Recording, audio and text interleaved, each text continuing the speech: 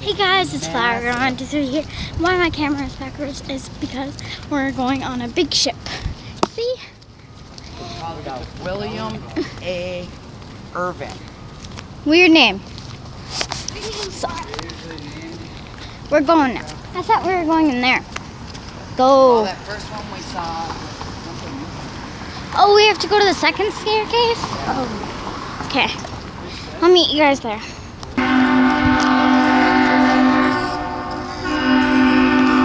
Is this a boat? Okay, that's boat honking, I guess. And we're almost going in. Train. I see the video. Hi. It's the Vista. It's not that way. It's this way. So. Oh, you're on a different food? No. So we're gonna go up the stairs now. There are the stairs. It's not too far. And On board. Queen of the Silver Stackers. Reigned as flagship of the U.S. Steel Company for a third of a century. Built in 1938 and named after the corporation's fourth president. That's where the name came from. The Irvin Prime's duty was to move ore from the iron ore producing region of Pennsylvania. The Irvin was... okay, we're gonna go in now. Let's go. Boat weighs Can I say hi to the camera? 8,000. Okay, we're going up the stairs now. Careful with this stuff. Going up the stairs. It's hard walking up these. How's your video? Did you? No. We said the second.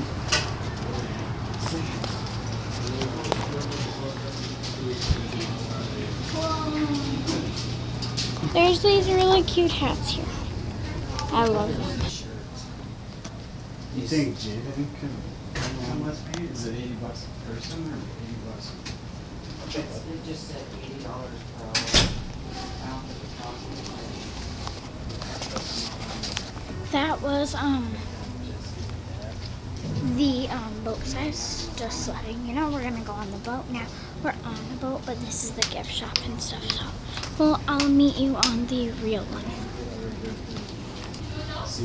He's drinking pop. Whoa, look at all these stacks. We're still in the gift shop. I kind of like this.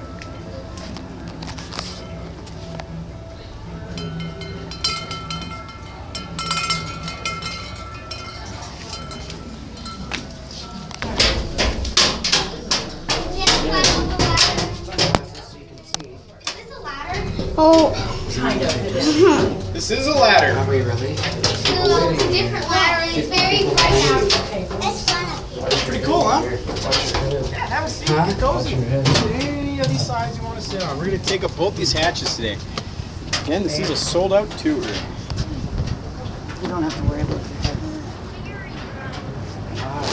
guys. I was the first one up here. I was the first one up here. Yeah, he got you.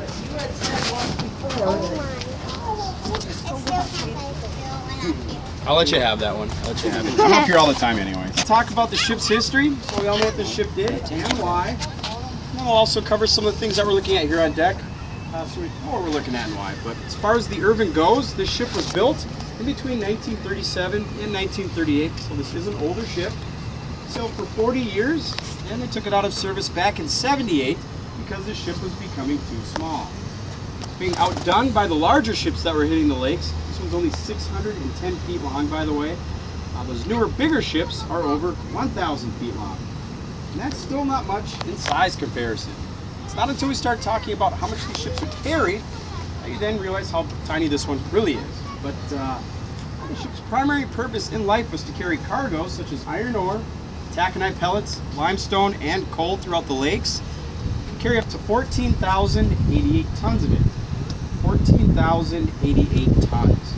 Said that number twice, that does come up on the test. The newer ships carry in excess of 72,000 tons, 5 to 6 times more than this one. So again, we're just a baby. As you folks look around what's called the spar deck here, you guys will notice 18 cargo hatches lining the deck. And that's right where you guys are sitting. You guys are sitting on 2 of the hatches. These into the openings where they would load and unload the ship from. These 18 hatches lead down into 3 cargo holds inside the ship, so you can think of the ship being broken into thirds. Right? Hold 3 is actually right where you all are sitting the rest of the way back. 6 hatches per cargo hold. So if you guys look back over there, you guys can get an idea of how big each one of these cargo holds are. And it also goes down about 20 feet, so big cavernous spaces, and again, we're too small. How this would work is when these ships are ready to load cargo or unload cargo, the first step is for the deckhands to come out and they would unscrew and drop each one of these clamps you'll see going around each hatch. These are called dogs. Woof woof. When tightened properly, these hatches do become watertight. That's very important. You want to keep the water out. These are the same hatches used on these ships today. But once you get all these dogs dropped, you then have to take these covers off and set them to the side so you can open up the hatch. But since each cover you're on weighs 5.5 tons, these aren't going to be lifted by hand. They're going to use the hatch crane. That's that white device right over there. This crane just rolls right along these tracks you see on either side, lifting these covers off as it goes along.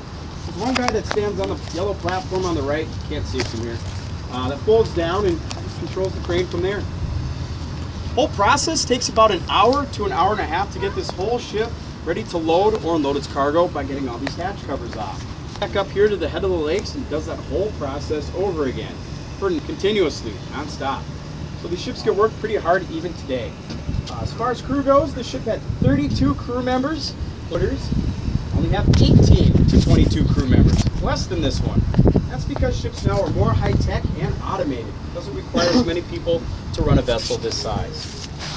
But the Irvin stayed on the Great Lakes its whole career, sailed for United States Steel Great Lakes Fleet. All right, that's what the USS stands for throughout the ship, United States Steel. Not to be confused for United States Ship, a little different. But Great Lakes Fleet, which is the company that runs these ships for that company, which no longer work together anymore. Great Lakes Fleet is actually right over there in West Duluth. You guys are from out of town and drove up I-35 and drove by all those big piles of taconite pellets as you come up this way. That's where the headquarters is for this shipping company. Still owned and operated through Duluth here today. It's actually physically owned by the Canadians. Anyway, but any questions so far? Well, if not, that's the tour. Thanks for coming. You guys are awesome. Enjoy the rest of it. I got some dirty looks on that one. We're going to be heading to the engine room. If you guys would, follow me right this way and watch your step. Be bored of ships sticking out of the water. It's how high we windy. The ship will move around a little bit, and when other ships sail by, it'll create a curve. Down here we just used a couple days ago.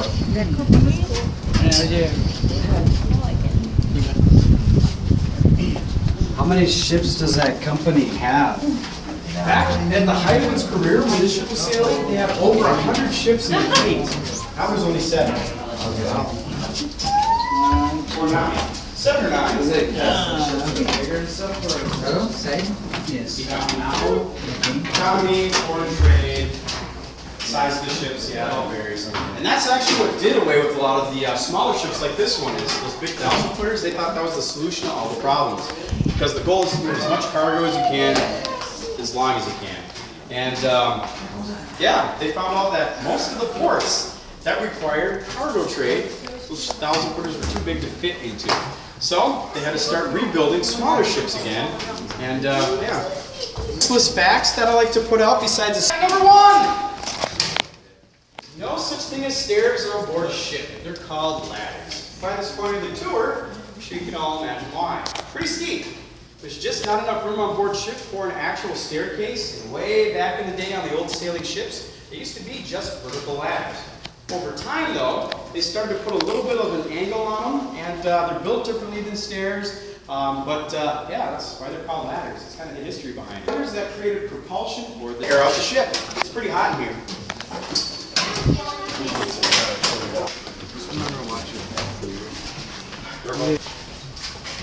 But while we're waiting, there's 2 typos on this board. Come on down. Whoa. Again, cooks, engineers, and oilers live back here.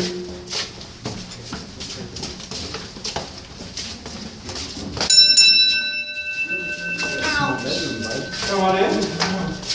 Then just head right around the table there, buddy. Keep coming around the table and just stop right here. That'll make room for everybody else coming in. Again, I have this tour down with science.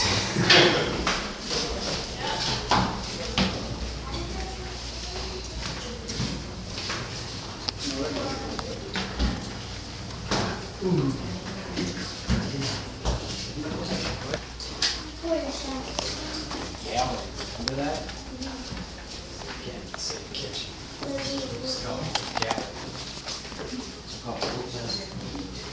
But this is the galley, as promised. No. Because they're working.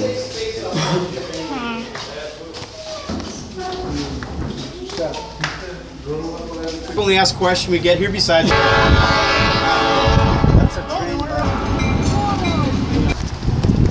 Oh yeah, so it's like what? Never play follow the leader?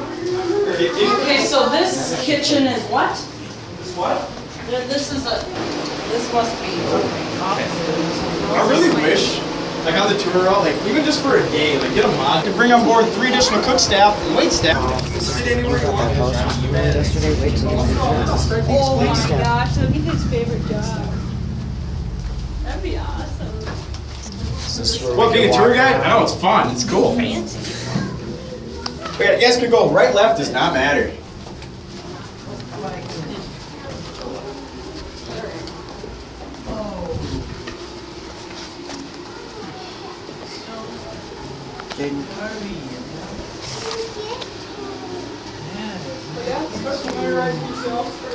Jaden.